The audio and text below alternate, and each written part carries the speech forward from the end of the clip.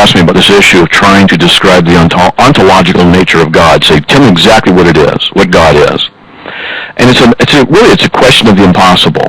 And I see that atheists sometimes will try and ask a Christian, give me an answer to the impossible question, and if you can't, all your arguments are false.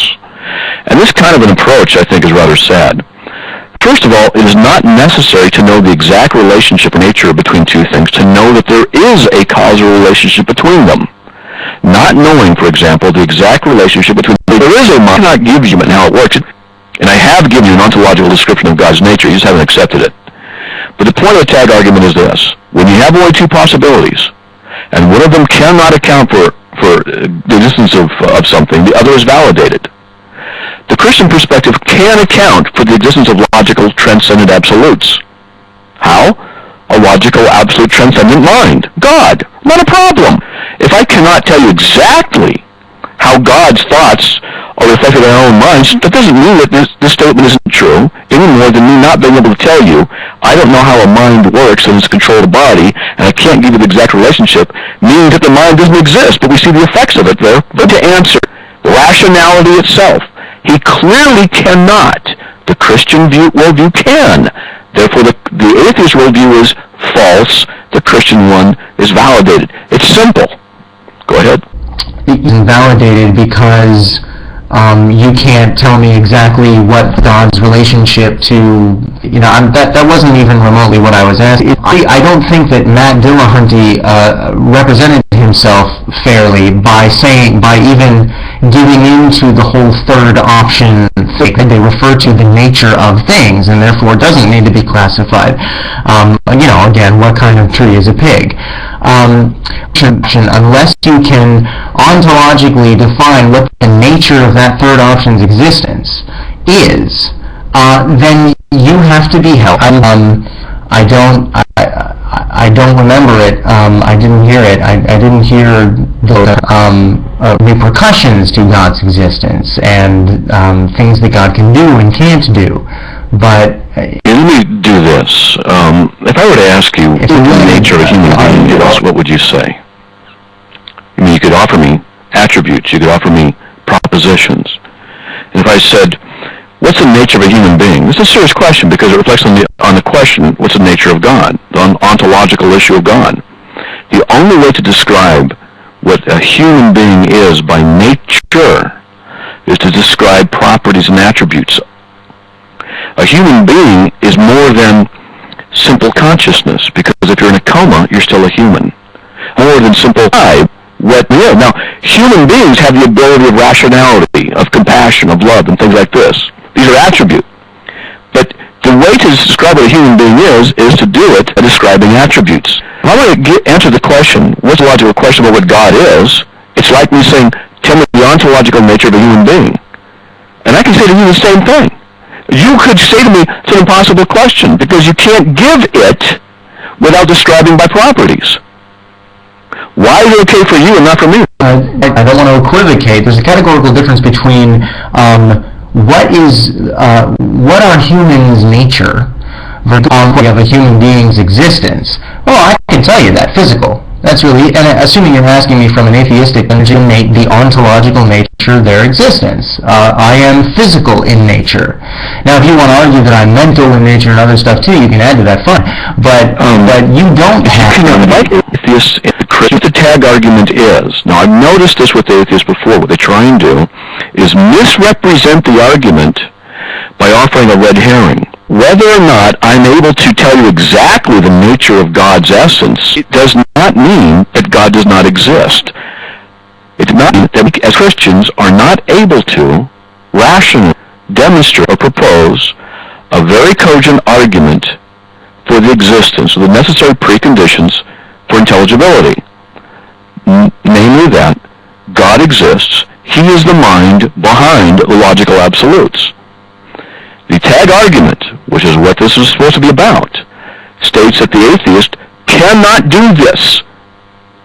Therefore, the atheist perspective is in. It cannot account for rationality. This is the whole thing. That's the argument. If you want to have an argument about discussing the nature of God, we can get into a Bible study if you're interested.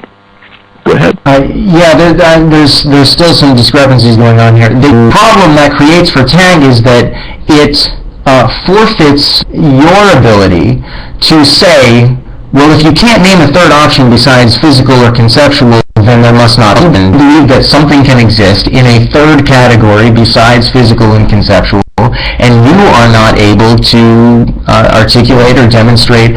You would have to grant Matt the ability, Dillahunty, the ability to say, oh, it's in the third category, but I don't know what it is.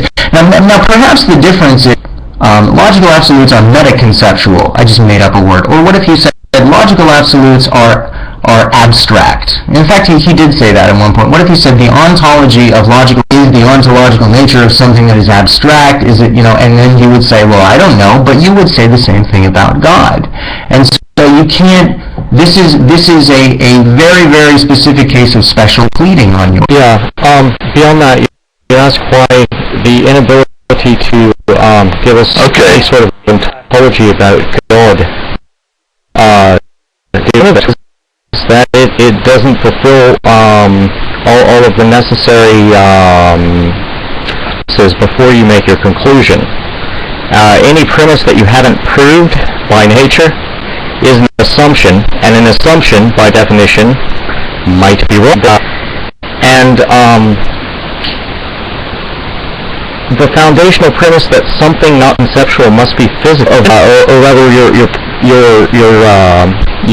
God isn't a defined premise as a proof. Sorry. Let me tackle both of you guys. First of all, Juggernaut, that is not a proper representation of the tag argument. That is not it. And I've heard some of these philosophical refutations, and they're not. They misrepresent tag in order to refute it. It traces to me that really this did that. Proof is for logic and mathematics. Tag, I've said it before, and you got to listen to this. Tag says the impossibility, the contrary. If you only have two possibilities to account for something, and one of them is proven to not be able to account for it, the other one is validated, you don't even have to prove its validity. Atheism can be proven to not be able to account for logical absolutes. So therefore, since it's proven that it cannot be, the argument it is an absolute, not a proper gripping of the logical part of it. Now back to the issue of Matt Dillahunty. Now I think I remember what you're getting at, what the issue is. And I think I got you here, BS here. And by the way, I already said I have to go eat pretty soon. And here's the problem. Again, incidentally, guys, she's a babe. I'm telling you. She's hot. And she's 50. Whoa. Okay, now. Matt D. Oh, she is, man. I'm telling you, man. She's hot. Oh, yeah. I agree with you there, Red Wine. Good job. Okay, well, third option. Look, what's the third option? I don't know. I don't have to know what it is. And I said, well, how do you know what it is? What is or isn't then? At least with me, if you say, Matt, tell me the exact ontological nature of God. And I said, I can't. Because God is saying attributes omnipotent, omnipresent, holy, just, eternal, etc., which necessitates something existing for the attributes to be described. But what Matt Dillahunty failed to do was offer anything at all. Nothing. He had nothing to offer. If there are no attributes and nothing to offer to describe it in any way, how can there be a third option? I'm not interested in the atheist. Let me get off after this. Now, I'm going to say this on purpose. I'm going to kind of get a little slappy here. I'm not interested in the atheist. Okay. A little bit different from logical absolutes in that God does have attributes. Logical absolutes, or that to which statements like A is A refer, is just a behavior of something. A behavior does not have attributes. Dillahunty did tell you that early on in the conversation that logical absolutes, or that to which logical absolutes refer, is abstract in nature. So he was sort of like, preventing that whole conversation from happening, which I think was very smart of him. The fact is, you do not know what God is anymore. We're still in the same plane that we were before. I do understand you keep on bringing up the impossibility of the contrary and how that's but you have not yet demonstrated the impossibility of my mind conceiving of and utilizing statements like A is A based yet. So you're